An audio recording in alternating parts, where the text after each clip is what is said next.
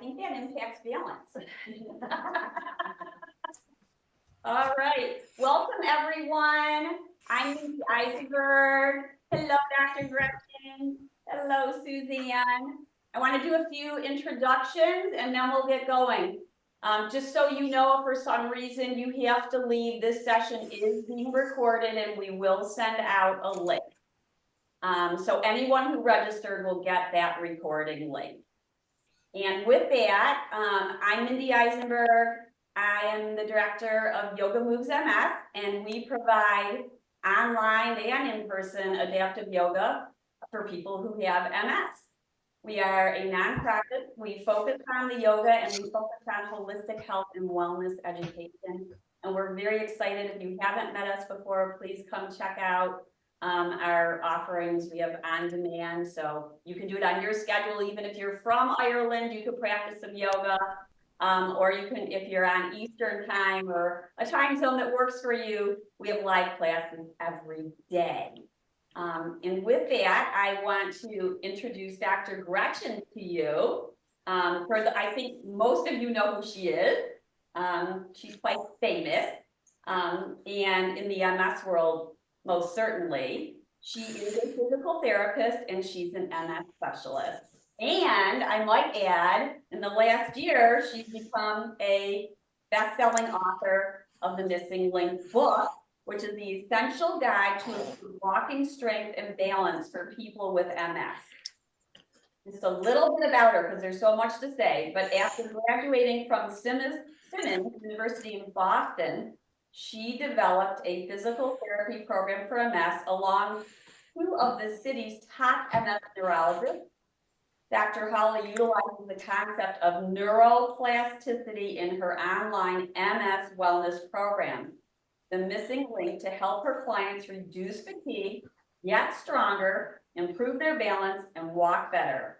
Her clients feel more energized, empowered, in control of their life with MS. Dr. Holly has been a keynote speaker at several MS conferences, lectures frequently for the MS support group, and continues to keep herself up to date on the newest and best MS practices by attending the MS Consortium each year, which I found very exciting because we actually get to see each other there. She resides in Buffalo with her husband, her dog, Finn, and soon to be baby. The reason we usually meet, so congratulations and thank you for spending this very special time with us, Dr. Gretchen. The time before you give birth, it's such precious time. I know you had a baby shower yesterday, and we really appreciate. Usually we come on at MS Awareness Month, but you're going to be busy. Yeah. Of all of the months that I could have a baby, of course, it's MS Awareness Month. But thank you for having me. I'm so excited that we get to still have this opportunity to do our annual webinar that we do. Yes, thank you. And I want to introduce a very important person to Yoga Moves MS and to me, Suzanne. And Suzanne's going to tell you about her. But I just want to say she's been a very special student. One of my first adaptive yoga students. Really, I started teaching yoga and went right into MS, which is near and dear to my heart. And I love Suzanne. She's been a role model for our community.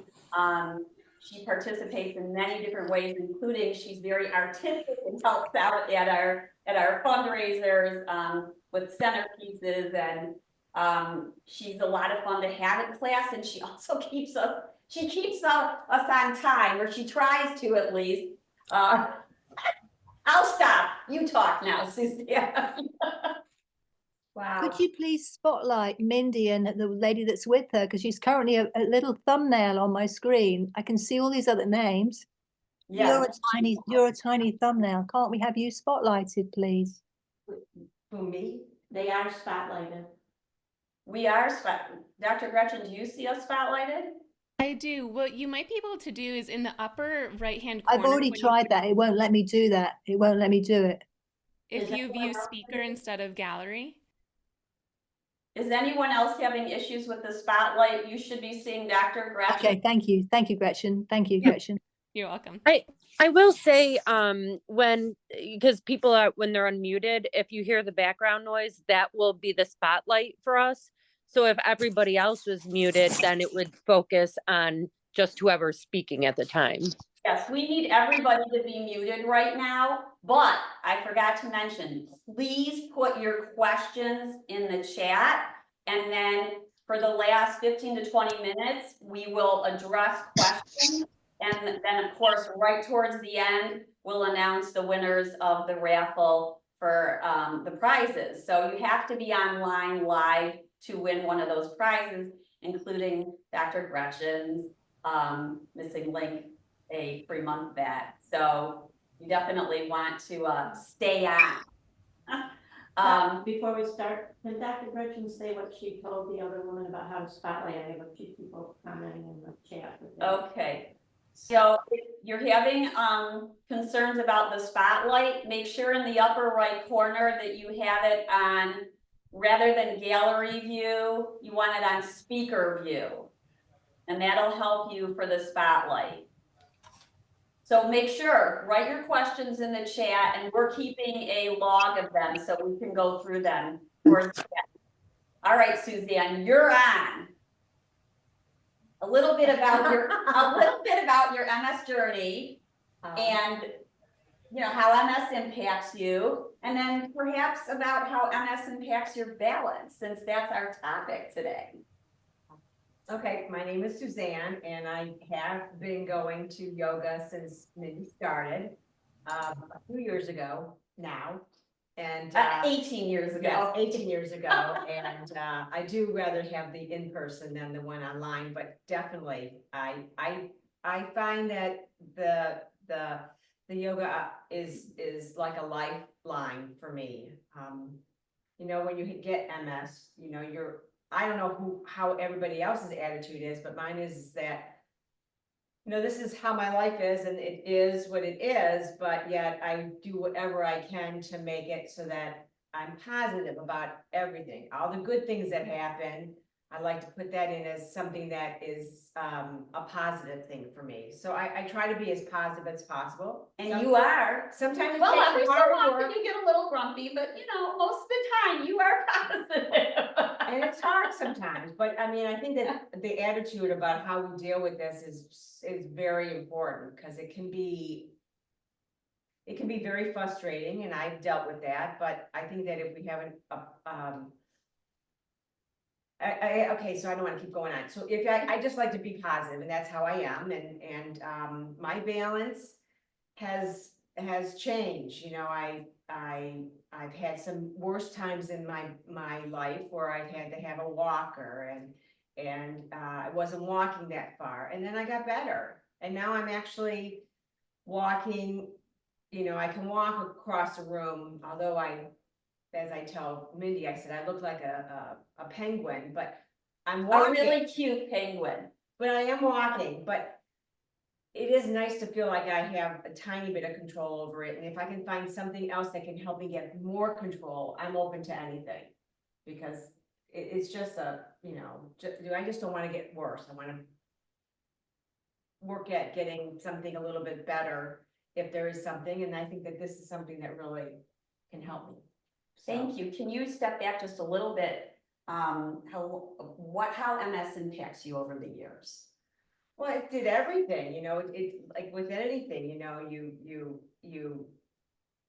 you have a life before you have MS. You have a very, very active life before you have MS, and then you don't have as active a life, and then you have to find other ways to make you active. You have to look at other outlets to make you active. I find myself hugely reading much more than what I did. I do crafts now that require me not to be able to, I can't play my sports. So I do crafts, and I just look at those. I just have more of that in my life, which makes me happy. Yes. What are some of the symptoms that you've encountered with MS? Well, I've probably done all of it. I've gone through, my eyesight going away. to mute. You know, you have your numbness that, you know, one day starts in your toes, and then by the time that you're done, 3 days later, it's up to your, you know, your waist, and you don't know why it's doing that, or your hands don't work as well as they used to. You do a jar and the jar doesn't, you know, you have to have something to help you with the jar. Yeah. So, I mean, everything affects you. You know, I just have to work at what can help me. And, you know, one of the things that I have that I'm hugely grateful for is I have a huge support system. I have a fabulous family. My husband helps me out. My sister is my best friend. She's always helping me, you know, and since COVID, I've lost my parents, but prior to that, they were huge. So I think the support system makes a big difference. And if it's not family, you have to find it somewhere else, like the Yoga Moves MS program. That's another support system. And we find it very much a support. It's like the missing link. You guys are meeting online regularly, and that's also an avenue for support. Yes. So their topic today is balance, and we're going to get to that, and integrating it into your life. Can you comment how you integrate different exercise or balance into your practicing balance, or just exercise or yoga? How do you find a way? How often do you do it? How do you integrate it into your life? Well, I try to do some type of balance or yoga or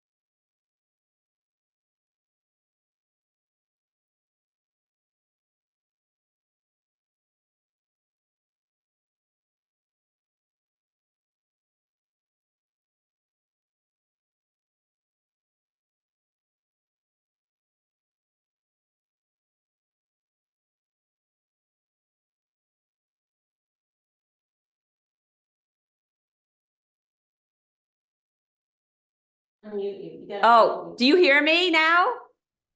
Okay. How long have we not been hearing each other? I just muted up all, that's what happened. Okay. Dr. Gretchen, you need to unmute too. Dr. Gretchen, you need to unmute too. We're good. Yes. Oh, okay. All right. How long was that going on? Just a minute. Okay. All right. So we're going to start now. Thank you for sharing, Suzanne. That's very helpful for our listeners to know that everybody has a different story and everybody is different with MS, and probably, I mean, everybody has different ways of integrating different exercise and movement and practices into their day.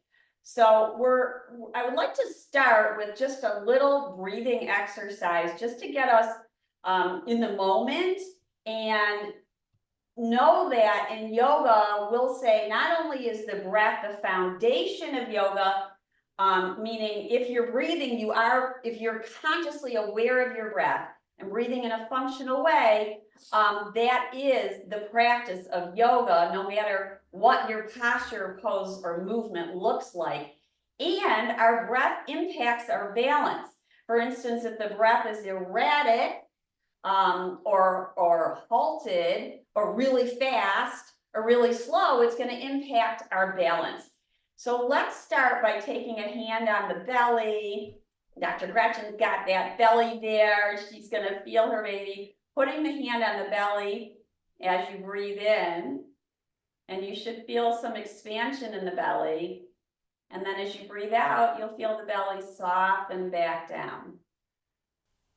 So really feel the sensation of breathing, of the belly expanding, kind of like a balloon, and then exhaling out through the nose. So unless you're feeling really stuffy in your nasal cavity, the best way to breathe is a nasal breath, breathing in and breathing out. There are some exceptions, but in general, we're teaching a nasal breathing that's going to relax and calm and balance out your nervous system. Breathing in and breathing out. And you might notice certain qualities about it, like maybe the inhale is longer than the exhale, or the exhale is longer than the inhale.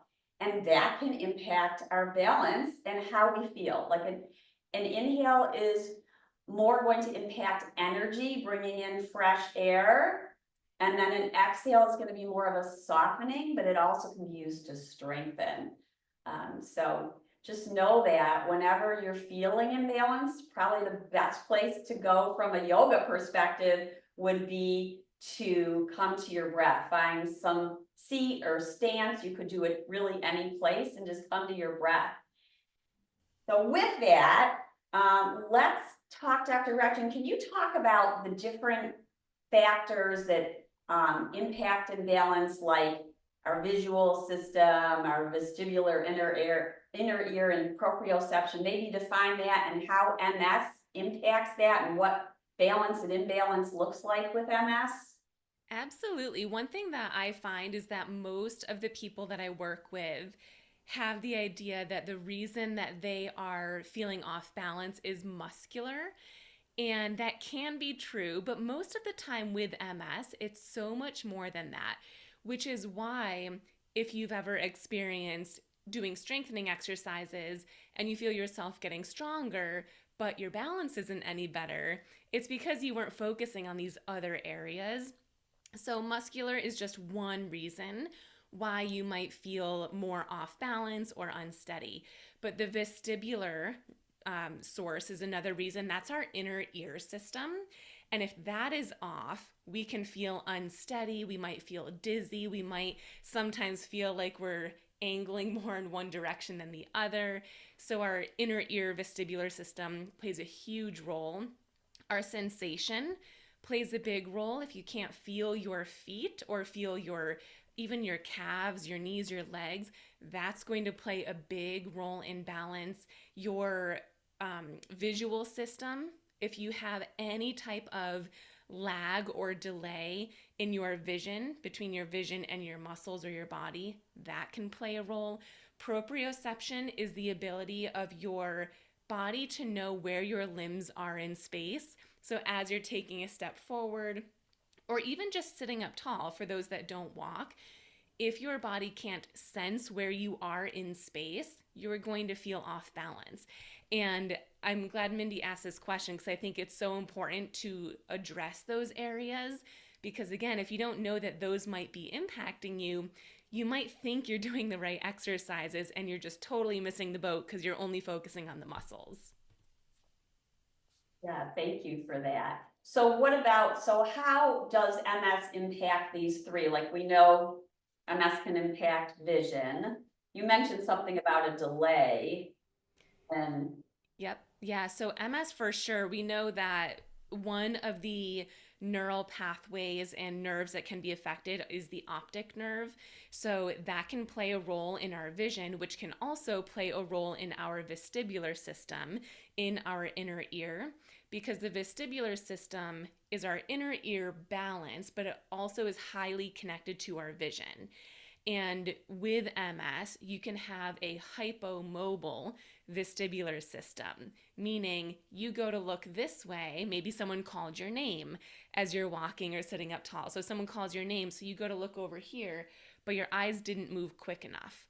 Or your eyes moved faster than your head. So that delay can play a huge role in balance, especially if you're standing or walking, but even if you're sitting.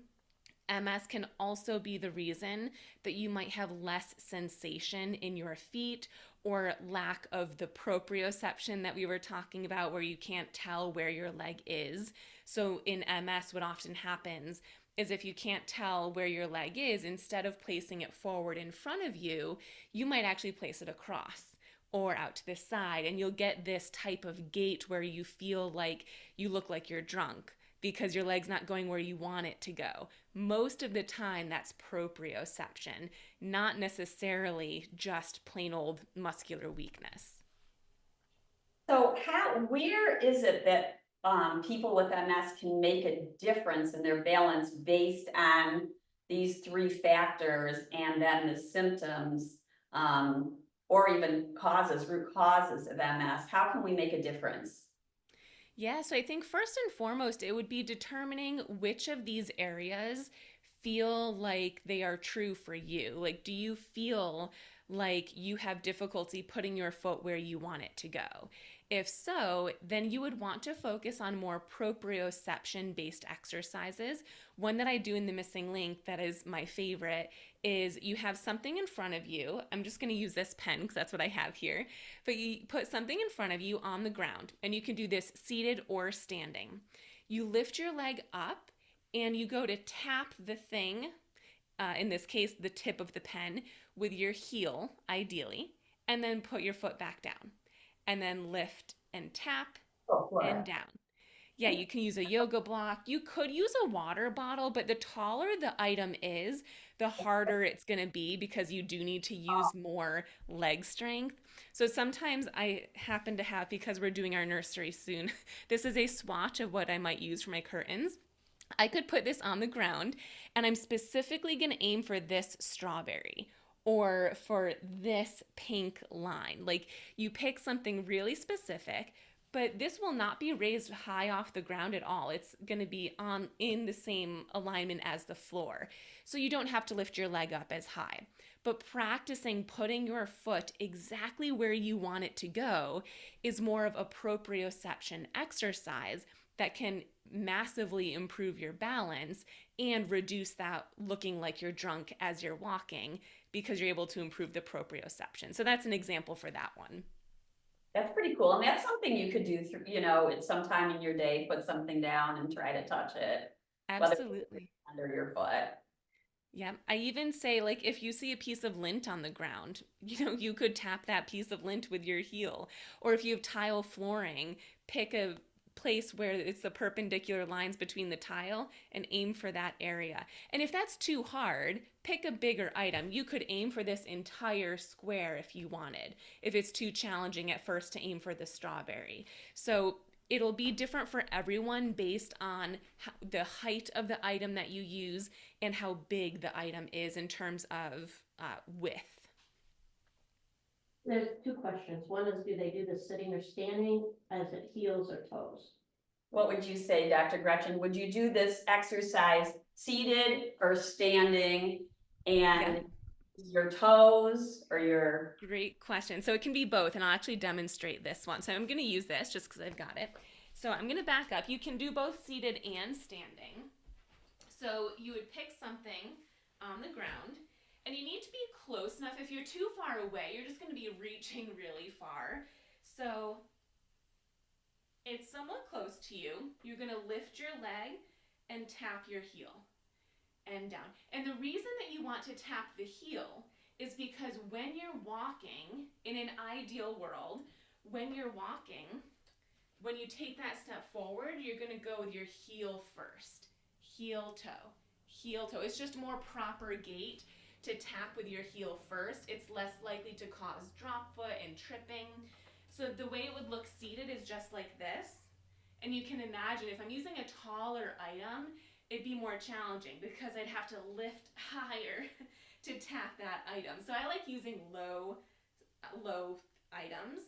If you are standing, and you can hold on to a rollator, cane, trekking poles, it would be the same exercise, but it would be like this. So you're lifting, tapping, and back down. So you could do it seated or standing, but I do always suggest starting or aiming with the heel because it will reinforce proper form when you're walking. And if you have proper form, you're less likely to feel off balanced. Can you turn your audio up anymore? Dr. Gretchen? I can't hear her. When you went further away, I think they could hear you. Okay. Can you hear me What back here? about, was there another question related to that, Kathy? How long? It says, what if you can't lift your leg and wheelchair bound, but one side works, the other is down? Did you hear that? If you're wheelchair bound, And one side is stronger than the other. if Or one one side side moves and the other one, it's more tough to move it. Yeah, so if one side is more challenging than the other, which is very normal, so you're definitely not alone, then you would use something lower to the ground for the leg that's harder to lift. And for your stronger leg, you could use something a little bit higher. If that's still too challenging, the first step of this exercise is to lift your leg into what I call a march movement. And so for this exercise, if it's too hard to even move it, just practice the march part of the exercise. Just lift and down.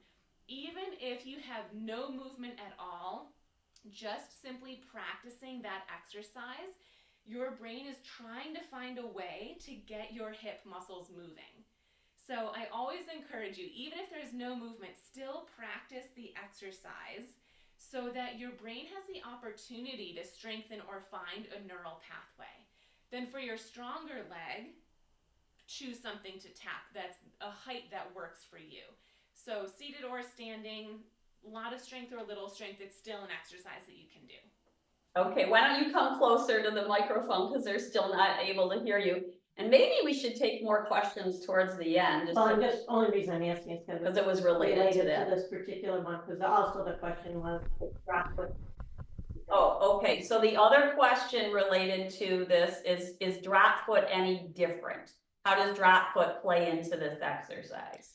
Drop foot plays into this exercise heavily because in order to tap with your heel, you need to be able to lift your toes.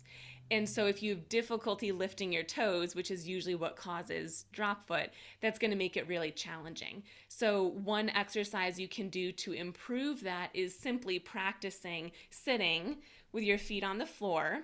Extend your knees a little bit. So move your feet further away from you, but your foot should still be flat on the ground. And you would just practice lifting your toes up and then down, just as much as you can. It might not be much. And you want to lift your toes and your midfoot and forefoot. So it's everything except your heel. So slowly lift. Yep, perfect. And slowly down. Want to put the ball down, or do you want the whole foot up except the heel? You could aim for the whole foot except the heel if you can. There you go. Yep. And then slowly down. So even though with the proprioception exercise of aiming for the strawberry or whatever it is that you're aiming for, it does require some prerequisite movements and strength, like the hip flexors, which is the marching exercise, or the ankle lifts, as we're doing right now for the ankle strengthening exercises. So we always want to break the movement down, know what the goal is, but if it's too challenging, pick a different exercise that will help you work towards that final exercise. How often should they do this exercise? This is one, speaking of one of our topics today is integrating balance throughout the day. This is one you could do throughout the day as you think of it. I would write this one on a Post-it note and you could do it as you're watching TV, if you're listening to us. The only thing about the proprioception exercise is that you do need to be looking down at the item. If you're not looking, then it's a guessing game and you're just kind of hoping your foot lands where you want it to go. So you do need to look. But the prerequisite exercise of marching or the ankle lifts, you don't have to look down necessarily to do those. So you could easily do those throughout the day whenever you see fit, if you're sitting or standing. Oh yeah, so marching could be seated or standing too. Yep, absolutely. And then do you want the arm swings when you do your marching? Yeah, so arm swings adds another component, which we haven't even touched on yet, which is coordination. And I have a few videos. Yeah. Yeah, coordination is really hard. If you don't practice coordination, it's really challenging and really easy to get confused. And just imagine how your brain feels as you're walking if it can't coordinate the movement. If it's difficult for you to do opposite arm and leg movements, that will throw off your balance. And sometimes I have a video on my YouTube channel about this. I recorded one of my patients walking and she wasn't moving her arms at all. Because usually what happens with MS, if you're off balance and walking, you don't move your arms. Your body's trying to just keep you steady and it's in fight or flight mode, and your upper body just kind of freezes and your legs move without your arms moving, or maybe one arm freezes as the other arm's moving. And so I recorded her and she's walking with very, very little arm movement. And she had foot drop. She had this proprioception issue. It kind of looked like she was walking like she was drunk. And then all I told her to do was swing your arms. I want you to focus on really swinging. Exaggerate your arms. Marching? While walking. So she was walking down a hallway. And just from that direction alone, she didn't look like she was walking like she was drunk, and her drop foot improved. Just from allowing her body to feel more balanced and coordinated. So as an exercise, you'll do what Mindy was just doing, where you're seated and you're practicing that coordination. You can start with just your arms and then add the legs to it. The more advanced version is then you would then do it while you're standing. Then an even more advanced is you would do it while you're walking. But coordination plays a huge role in balance. So you could practice standing, holding onto the chair and marching, or maybe two chairs, but then you can't do the arm swing. Yeah, I've done that before though, where you're holding on with one hand and you just practice the arm swing on one side. And then you just want to make sure to switch too. So then you'd maybe turn around and hold on to the chair on the other side and you get the other arm moving. Yeah. Okay, boss. Yep. This visual part of it of looking down reminds me of one of the yoga principles and balances. We tell people to find a spot to look at or a focal point. So you're saying the focal point is down there. Now, what if we're like standing in or seated in mountain pose? Where's the focal point? Because really seated could be a balanced posture for people too. Like if the vestibular system is off the inner ear, could it be really tough? We've had a student before in the Tuesday night who had vertigo and he had chairs surrounding her to practice seated poses. Absolutely. And one thing about the vestibular system that we should know about is that if you are someone who does have poor posture, seated or standing or both, that affects your vestibular system, especially if you've been in that position for years and years and years. If your body is used to, slouching like this and having your head in this position, and Mindy and I are over here saying, work on posture, sit up tall. When you sit up tall, your vestibular system, your inner ear system, will probably feel like you're falling backwards. Wow. Because your vestibular system has adapted to this new posture that it thinks is normal, and it thinks this is central. So if your body thinks that this position of your spine and of your neck and of your head and your eyes, if it thinks this is your center of balance, then coming up here, which looks normal to all of us, might feel like you're falling backwards. So slowly practicing, if this is your normal right now, maybe at first your posture and balance exercises seated or standing would be to come up to this position. Get really great at staying here. Once that's easier, then you're going to work on coming up to this position. And you're slowly over time working your way up to this taller position for posture. Does neuroplasticity play into that? Like the more you practice that, you're developing a different pathway or a different way. Your system somehow starts to recognize that this is upright as opposed to leaning back. Absolutely, yeah. And another thing too that's an added component is the strength that you have.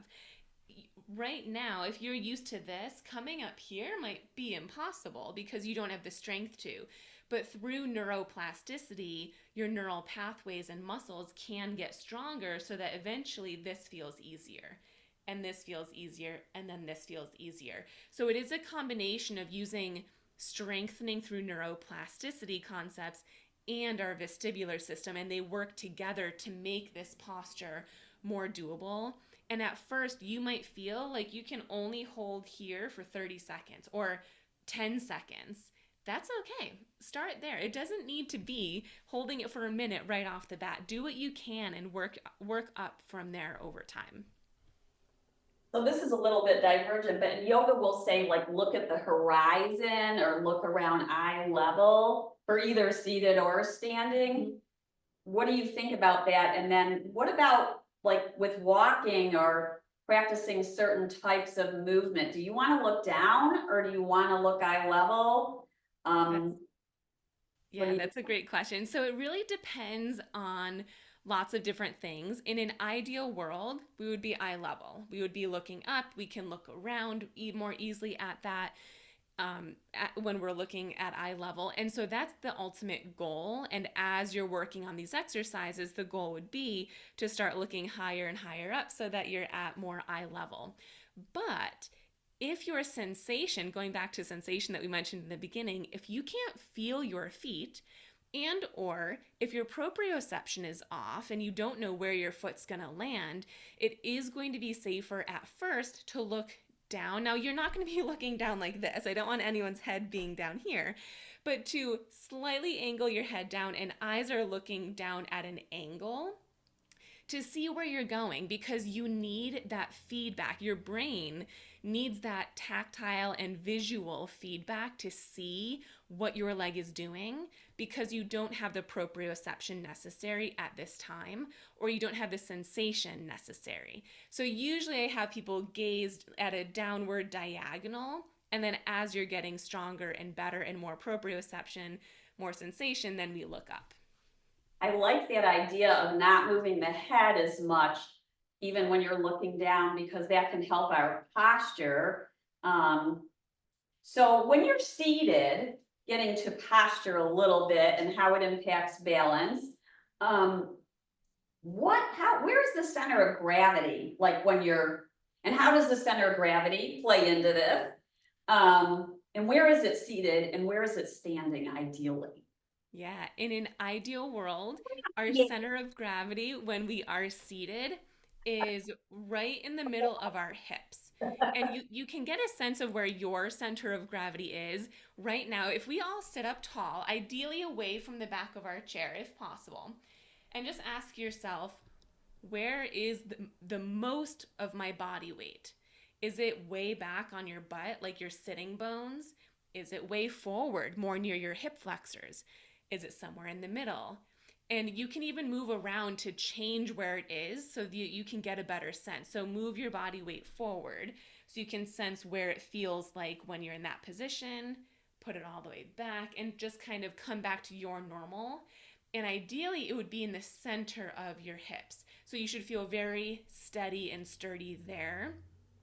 When you're standing, we're more so doing the same exercises, but when you're in one position and you're focusing on your feet. So as you're standing, where do you feel most of your body weight? Is it in your heels? Do your heels feel really heavy? Maybe it's in your toes. If you're having a difficult time lifting your toes up, you might have more body weight in your toes. So you want to try to get it so that most of your body weight is in the center of your foot where the arch is. And that's where your center of gravity is going to be. But sometimes it's hard to tell. So we do need to practice shifting our weight into our toes and then into our heels and go back and forth so that we can then decide, okay, where does it feel halfway in between the two? What were you saying, Suzanne, about where the I was trying to focus on what you were saying and I lost my balance. But she doesn't want a chair in front of her, so we're not gonna put it. That's because I have one in back. Okay. So We wanna be safe. I have a chair, so I'm good as far as the chair is concerned, but she said like across here. See, mine is not there. Where do you feel your balance, your center of gravity? Mine are on the outside. It's like, I don't know, and then I have to adjust, and then sometimes they're in the inside. It's like I'm constantly adjusting. Yeah. Yep, and this is an adjusting type exercise. It's first becoming aware of where your body weight is, of where your center of gravity is. Is it forward, is it back, inside or outside, whether again, seated or standing.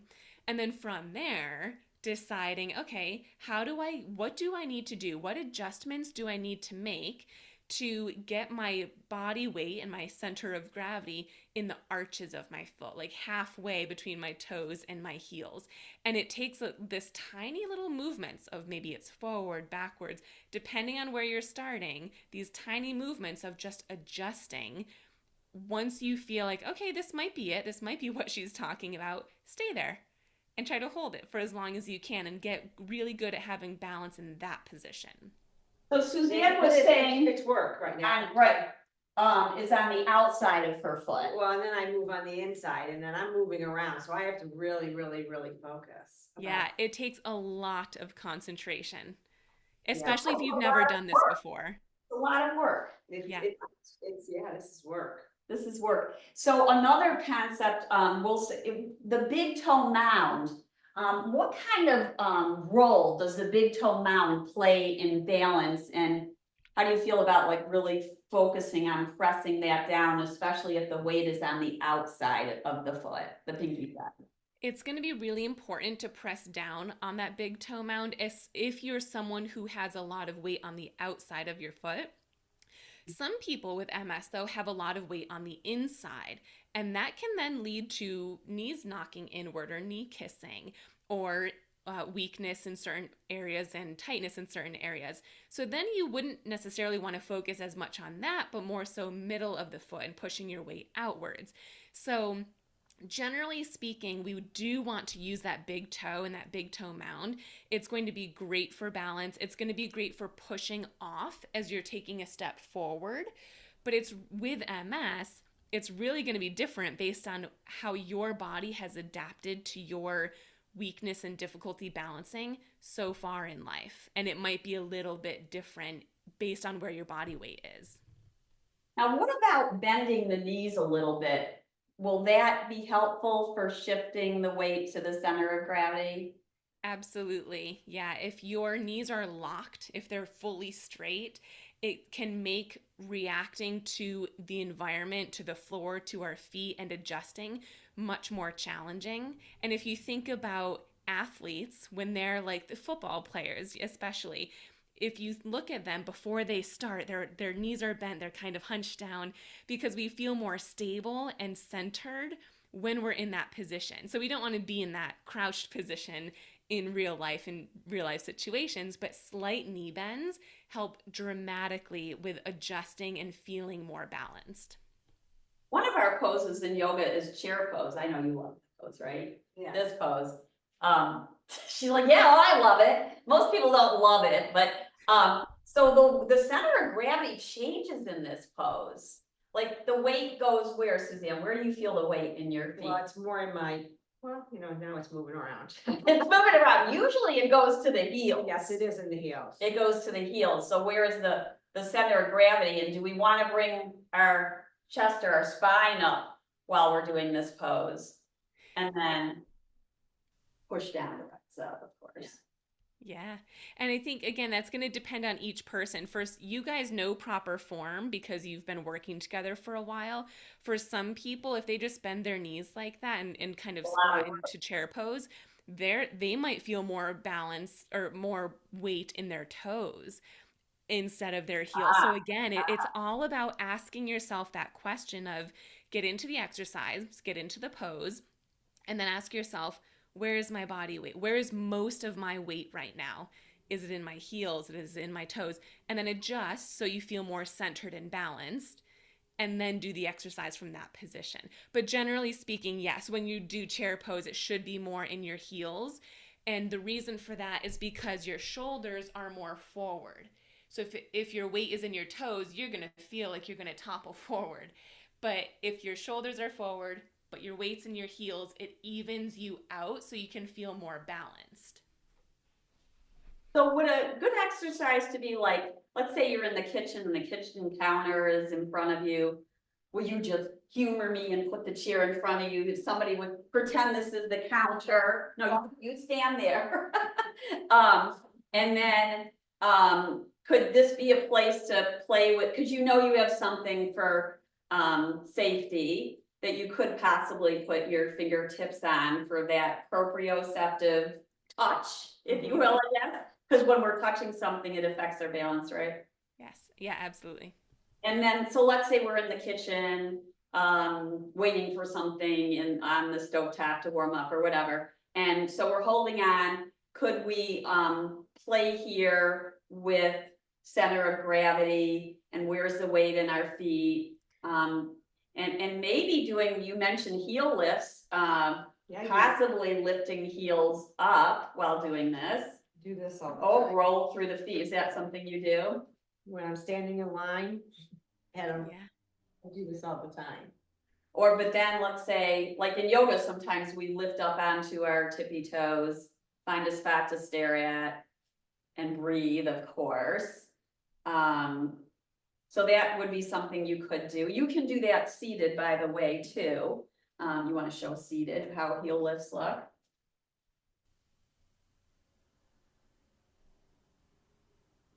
Yeah. Now, does that could be balance for someone. Now, what about if they take their arms out to the side? How does that impact it? Go ahead. Yeah, absolutely. Usually seated or standing, it's always okay to touch something, and that touching does help with proprioception. Proprioception isn't just a foot thing, it happens throughout our whole body. So touching something lightly is absolutely okay. Whether, and again, going back to integrating these things throughout your day, touching a countertop, if you're brushing your teeth, maybe touching the sink area. If you are waiting for your coffee to be made, you could do some of these balance exercises during those times. When it comes to your arm positions, out here is generally going to feel the most stable because it extends your base of support essentially. So if you're feeling really off balance, seated or standing, arms should be really out to the side, and yeah, as Mindy just did, your feet are wider too. As you get stronger, so if I just scoot back a little, so you can see my knees would be wide, my hands are out, and maybe I'm shifting my weight here or side to side, just deciding where's my body weight. Can I lean forward and have the core strength to sit up, have the balance to lean this way and come back to the center. So you can do these with your arms out, your knees out. As that feels easier, your knees would come a little bit in, and your arms might not be as extended. Maybe they're more here. So still out to the side. As you're doing the same exercises, it could be leaning forward, it could be back, it could be side to side. As that gets easier, in and in, and you get the idea. The hardest version is your knees and feet are touching, and your hands are on your lap or across. Your arms are in, so you're being as thin as you can, and you're doing the same exercises. So much more challenging. So you'd work your way towards bringing your body out and then bringing it in. That's going to make your balance and proprioception work a little bit harder. We're getting close to time to take either a few questions and then move into the winner. But time goes too fast, Dr. Gretchen. It really does. I want to ask the question because, in yoga, we do these yoga mudras, like maybe while breathing. But when I was at a yoga therapy conference, a physical therapist said to put our fingertips together, and that could help balance when practicing a pose. Maybe it's tree pose or whatever pose it may be, some asymmetrical pose. It could be seated as well. Because I do it.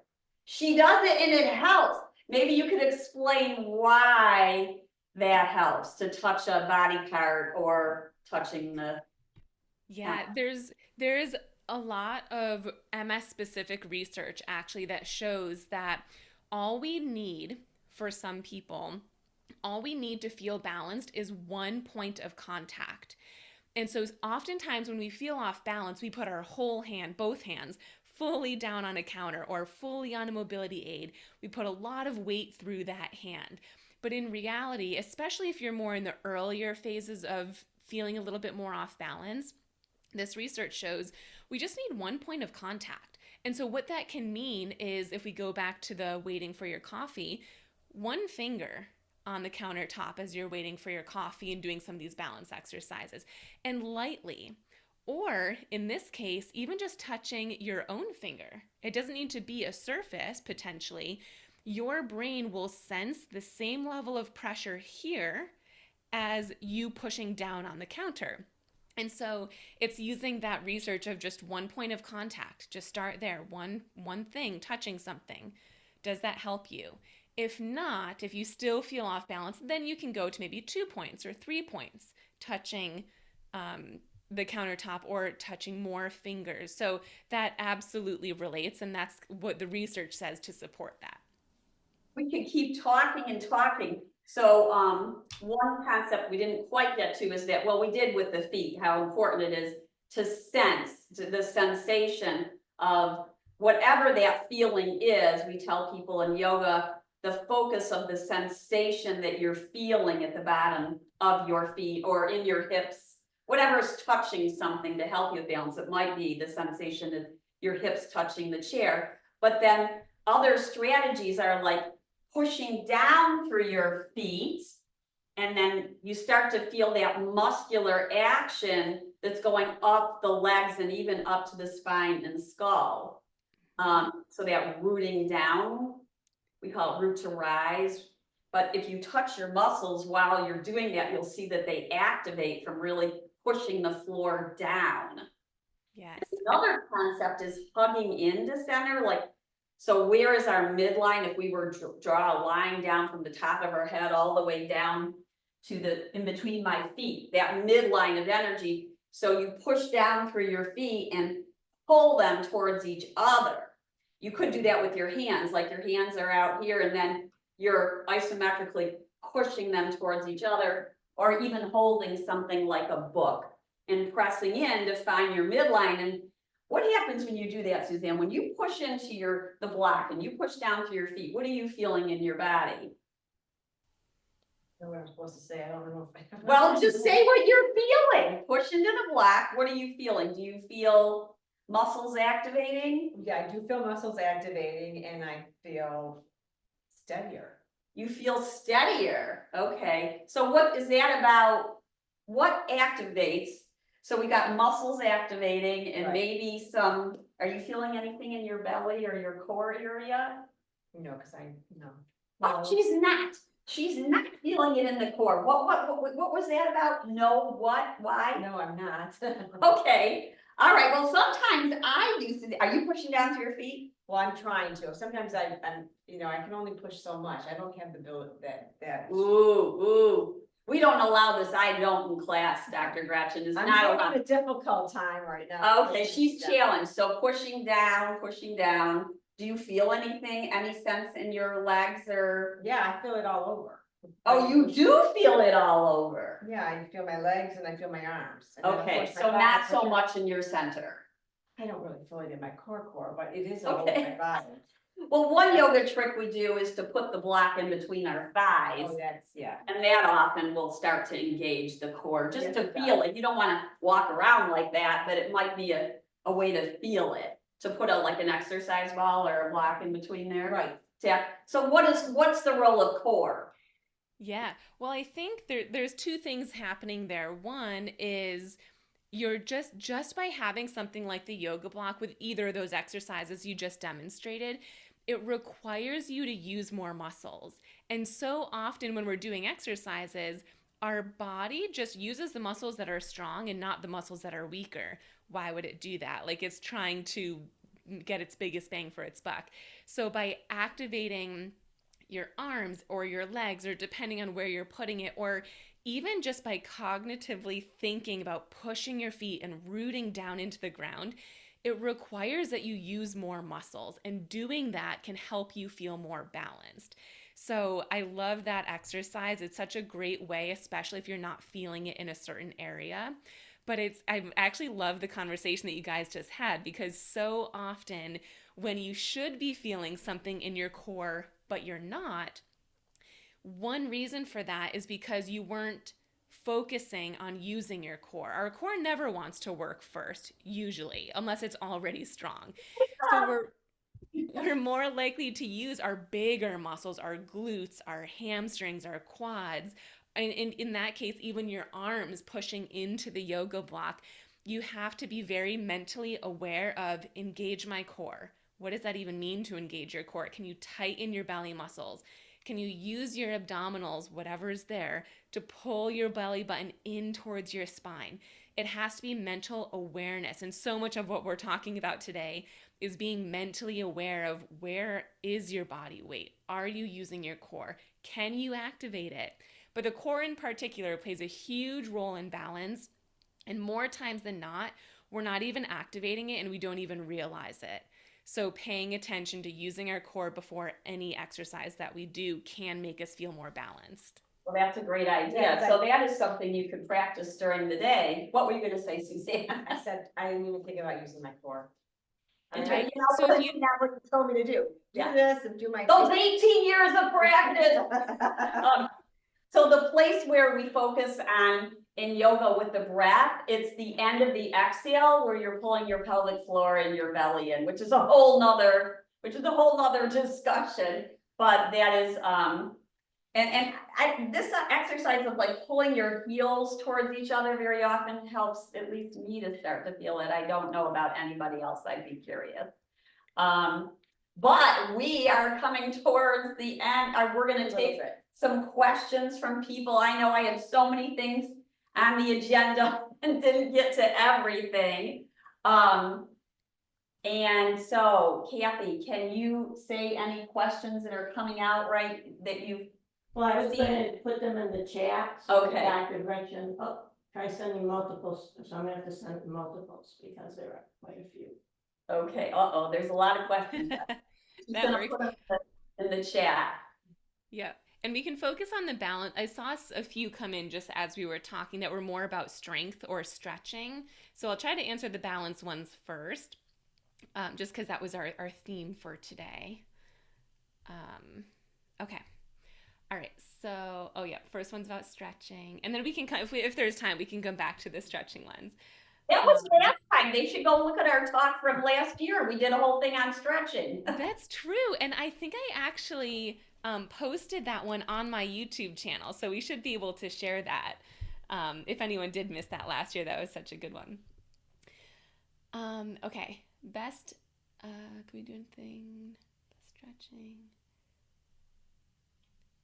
Will the methods demonstrated be applicable for both MS balance issues and nerve or peripheral compression issues? I would say yes. There are lots of different reasons, as we've discussed for the last hour, for poor balance or difficulty balancing. However, there's certain exercises that can help anyone, regardless of what the reason is. It's just that when you have MS in particular, or a neurological reason behind it, it's going to be different types of training than if it was just more muscular or peripheral nerve, like compression. Sometimes when the nerve is compressed, what would help with balance is more stretching based exercises. Whereas with MS, if it's more neurological, the stretching wouldn't make as much of a difference. So yes, everything we talked about today would help. There might just be a few different things if it's more of a compressed nerve or even like a herniated disc or something like that versus MS. Would love to be as active as I was before getting this. Thoughts on how I can. One of the best things that you can do to get to be as active as you can, even if that looks different from before you had MS, are these types of exercises throughout the day. And I find that there's two reasons why that's hard. One, we forget to do them. And two, we don't know what to do. And it doesn't feel like exercise. So much of what we talked about today was just being aware. Where is your body weight? Do you feel your core working? Those are exercises. We're so used to thinking of exercise as running on the treadmill or going out for a walk. So reframing your mindset as to what exercise is can be really helpful, and then integrating those things throughout your day during day-to-day movements and things you normally do. Watching TV, texting someone, waiting for your coffee, going to the bathroom, laundry, things like that. And Mindy, if you have any answers, you pop in too. I'm just kind of reading through them. So that turning the head safe to do? Like you kind of, when, let's say we're standing here and I know I've attended sessions where they'll say, play with turning your head, or maybe even close your eyes for a split second, as long as you know you have something to place your hands on or. Yeah, so closing your eyes, as we mentioned, the visual system is one of the systems that help us with our balance. So closing our eyes takes that away. So it requires that we use our vestibular system and our muscular system and our sensation. So that can make it much more challenging if your vestibular system or muscular or sensation isn't quite up to par. So it can be a good exercise initially to see what might be causing you the most struggle, which system. If you're not too off balance and you can do it safely, that's a good exercise to do. With the turning of your head, that changes the vestibular system. So if as soon as you start doing that, you feel like, oh my holy cow, I can't do that, your Probably not vestibular good system is probably what you should be focusing on. So those are good exercises to do. You'd always want to assess them first though and see, how does it feel? What happens when I do it? And if you can do it safely, then it's okay to add those. Thank you. Another question? Um,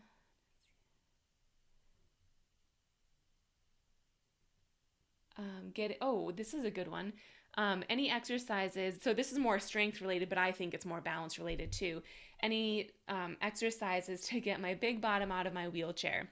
So, regardless of the size of your bottom, one thing that you can do is practice shifting your weight. So, a huge part of balance when you're in a seated position is being able to shift your weight from side to side, front and back, as we were demonstrating a bit earlier. But a huge balance component to standing up is being able to get your body weight in the right position.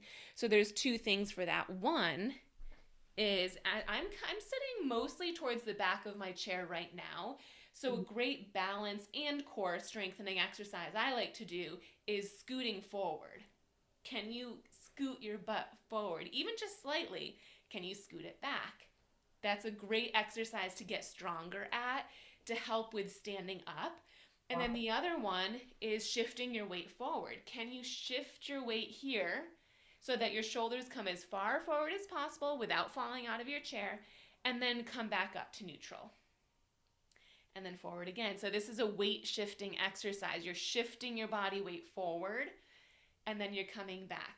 That combined with scooting are the first two steps that you'd need to stand up and get out of any chair, couch, wheelchair, toilet seat, bench, anything like that. So those are two of my favorites. Mindy, do you have any favorites for that?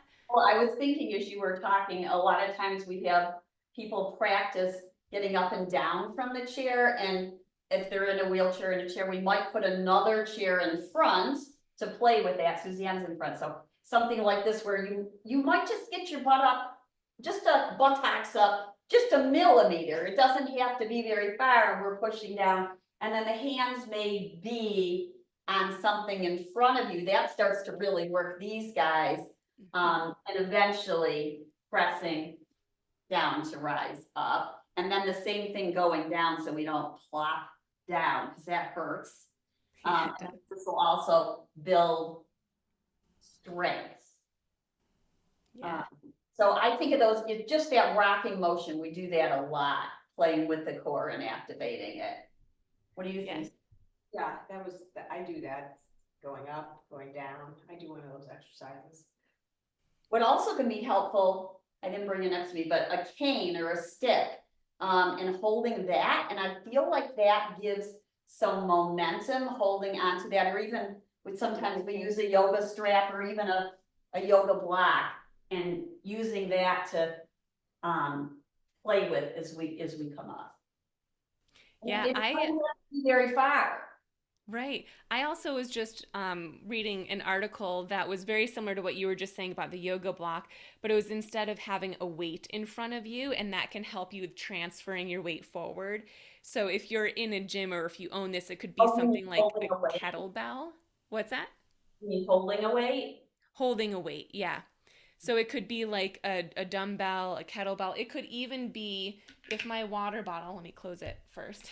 If my water bottle was full of water, yeah. So you'd want to hold something that's weighted in front of you Ooh. as you're going, and that can help ground you a bit more too. So it might make the standing up a little bit more challenging because now you have some more weight, but it makes the weight shifting a little bit easier because your body can sense what forward feels like versus being more centered. Harder. A little bit of this. A little harder, Well, there's, but it gives you some way to move forward too. yeah, it does. Yeah, my question would be, is it probably gonna be harder to stand up, but does it make the shifting your weight forward and staying there a little bit easier? With the weight, it did. Yeah, Because you had, a weight, not just air. As you were- right, exactly. So often if you're not holding a yoga block or a weight or something, when you do that exercise, you'll just plop right back down. But holding the weight can make you hold that position a little bit better, which is great for everything we've been talking about: center of gravity, base of support, balance, all of it. Any other questions that are like, I'm sure there's a lot, we could stay here all afternoon, but we don't want to do that with We really Dr. could. Gretchen. This is your precious, precious time.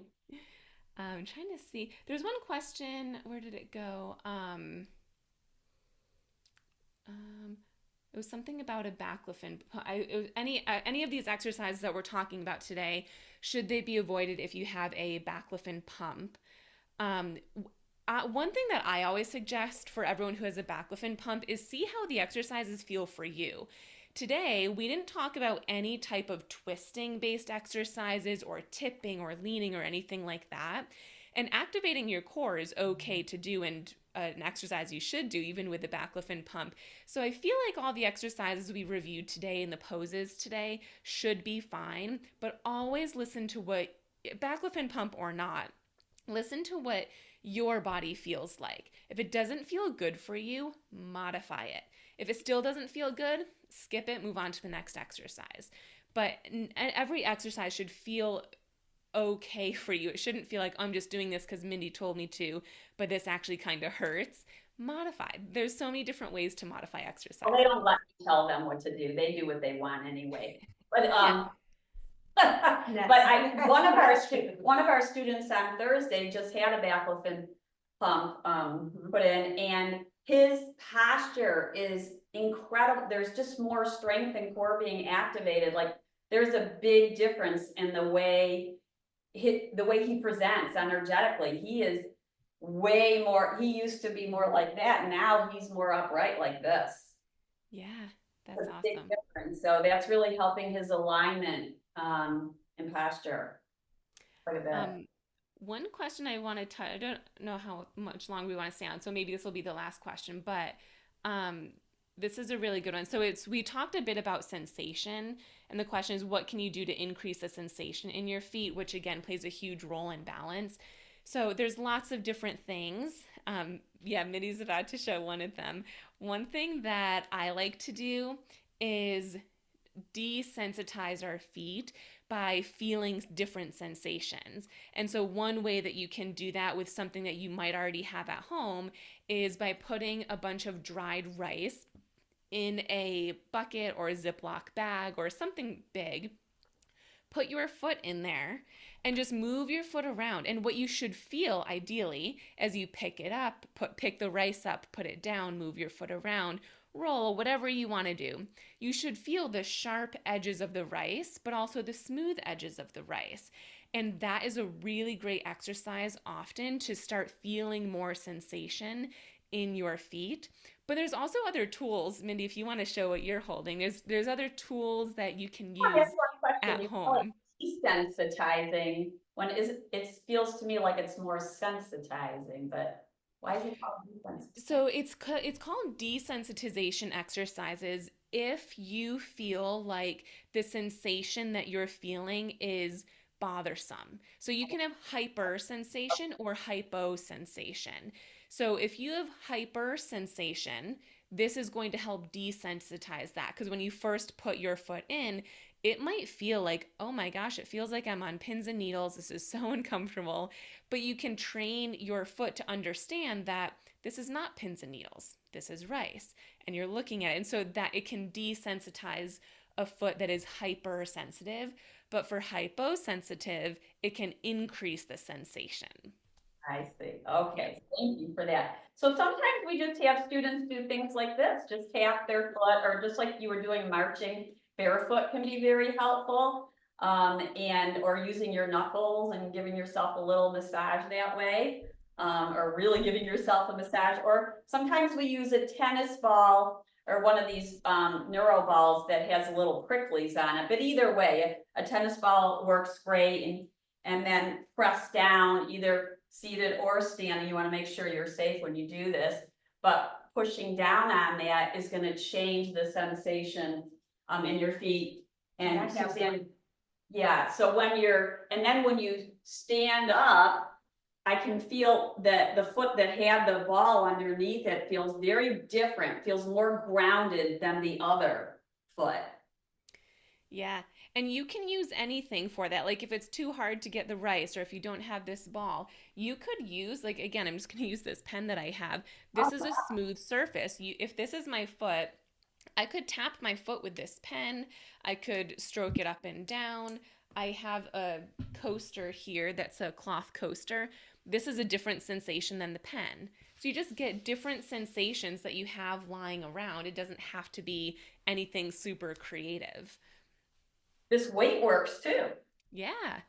And then maybe changing different, like the yoga mat, when we practice on a yoga mat versus practicing on a wood floor, that changes balance up a lot too.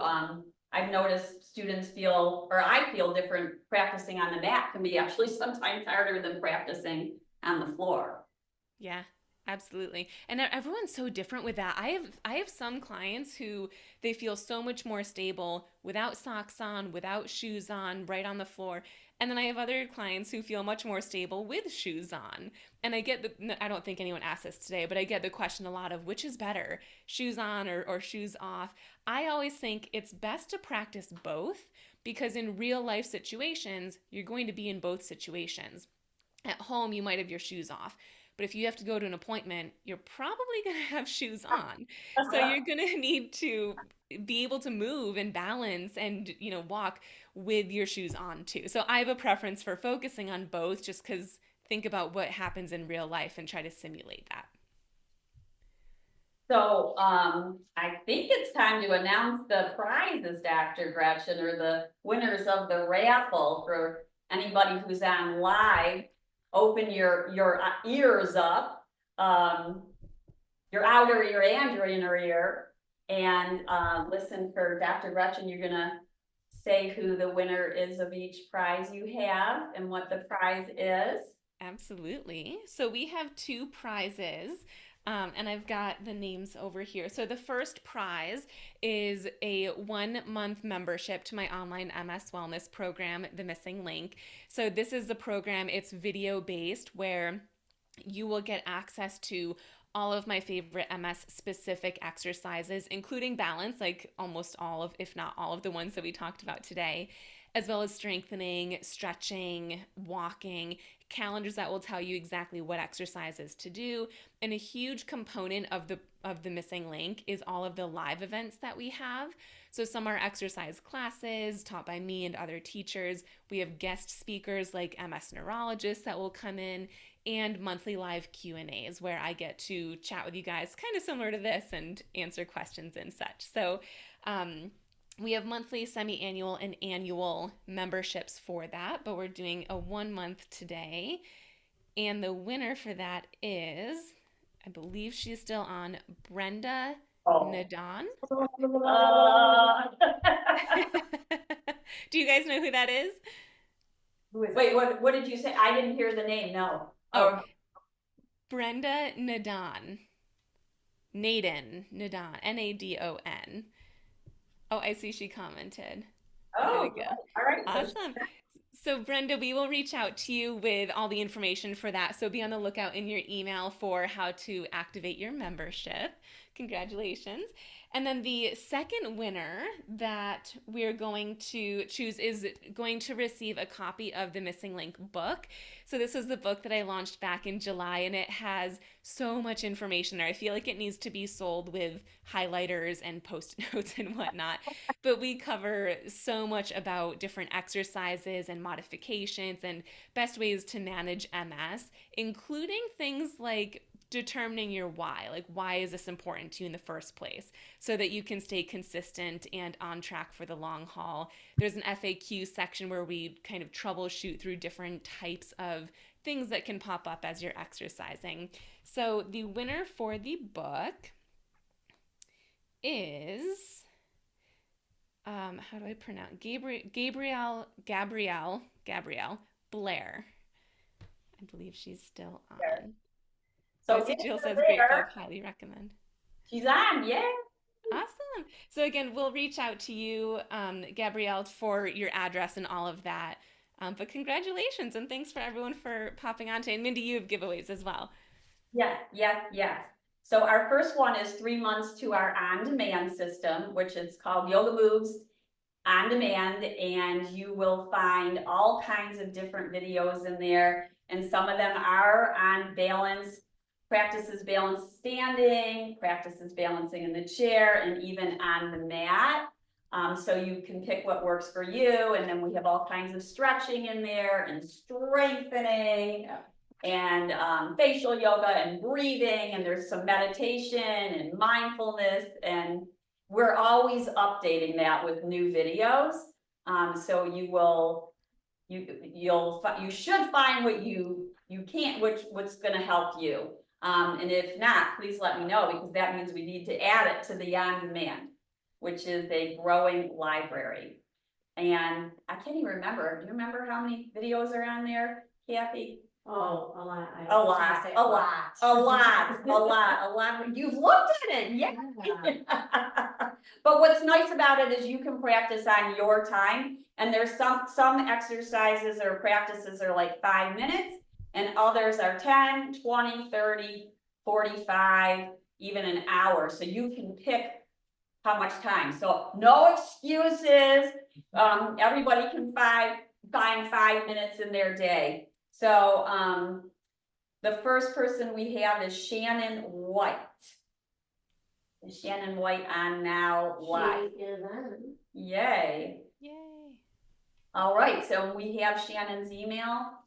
No, I'm just sending her a note. Okay, so Shannon, if you can write in the chat your email for Kathy, that would be very helpful, so that we can send you how to get onto the Yoga Moves On Demand site.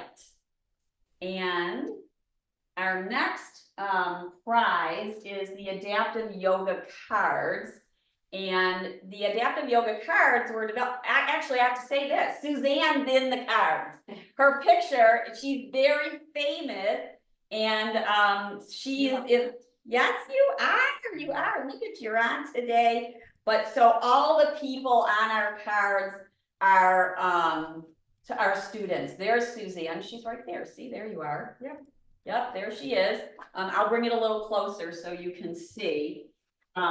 But the front of the card might show one option, and then the back shows different options, and they're also divided by, this is the standing version, but there's a version for in the chair and another version for on the mat. I bet we could find Suzanne again in these, but oh, there you are, but your head is down.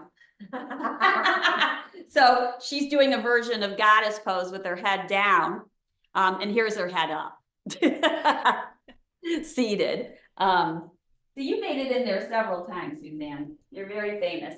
And then the other one is on the mat. So those are the green. They're color coded, and so showing different poses like this, and then a variation of how can we vary up Cobra pose. And some of these can be done in bed. And some of these will show what's it like on the mat and then with a chair or a wall. I use that all the time. You use what all the time? The wall? No, that. You use the cards? I do. To know that you use them. Thank you. Well, I forget the poses. So that's my way of being able to And see, find. that's normal. Like, that's why we did this. The students said, I can't remember the poses at home. So that's why we did the book, the cards, and the videos. So you don't have to remember. You have to, I'm so happy. And you could also pick out a few favorite cards and use them and put the rest away for now and then switch it up when you're I ready. pick out a couple of them the night before and then I do them in the morning. I'm so impressed. She is so organized. Wow. You are really impressing me, lady. All right, so the next person is, you're sending. Okay, pick her back up maybe because Kate's up. Okay, so Ginny Morse. Ginny Morse, is Ginny on? From No. North Carolina? Nope, she signed up too. Okay, Melissa from Maryland. If not, we'll have to just pick one. How about Michelle Lewis? Michelle Lewis.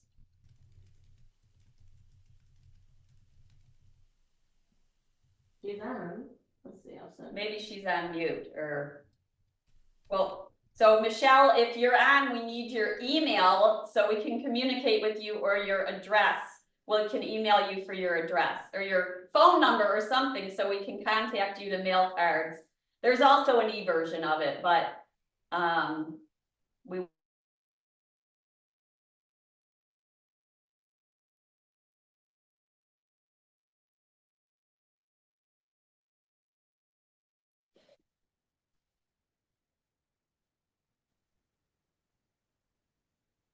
okay. Vanessa Dr. Davis. Gretchen, unmute yourself again. Oh, there's Michelle. Okay, she gave her email. Okay. Yep. All right, well, thank you, everyone. And Dr. Gretchen, we want to wish you so much good luck and joy. Thank you so Your much. arrival coming very, very soon. So there's a mudra. There's actually, this is a nice balance mudra. It's called Hakini, where you put your fingers together, which is really nice. You can do that while you're seated and maybe practice some breathing and notice how that might impact your emotional state of mind. And this helps to balance the right and left hemispheres of the brain. But so does this traditional hand mudra of Anjali prayer mudra. And it's a way of expressing gratitude. So we want to express so much gratitude to everyone who came out today, Suzanne and Dr. Gretchen for being here. And namaste. Namaste. Namaste. Namaste. Thank you. Namaste. Thank you, everybody. Thank you. Thank you. Looking Thank forward to Bye. getting real Bye. energetic. Thank you. Thank you. Thank you. Thank you. very much. Aloha. Thank you. Aloha! We're coming to Hawaii. Yes, Hawaii. Yes. Good, good. Thank you so much. Open enough. We're going I'm to looking forward to the recording of this so I can do it with Yeah, a bigger thank you. screen. Yes, you will have the recording so you can keep listening. Yeah. It'll go out in a little bit, or maybe tomorrow or by Tuesday, and it'll have a recording link for you to. Awesome. Enjoy your Hawaii stay. Thank you. Thank you. Namaste, everyone. Much gratitude. Namaste. Oh, that goes so fast, Dr. Gretchen. I really feel like we could have like a whole 8-hour event and like have enough to talk about. Yes. Absolutely do. Gosh, always good to connect though and to share with what we can in the time we have. Well, you enjoy the rest of your day. Thank you, you as well. Thanks again for having me and for hosting this awesome Oh, it's event. always so much fun. Yes. Once we get organized. Yeah. Awesome. All right. Bye, everyone. Thanks so much for tuning in. Hi, thank you. Take care.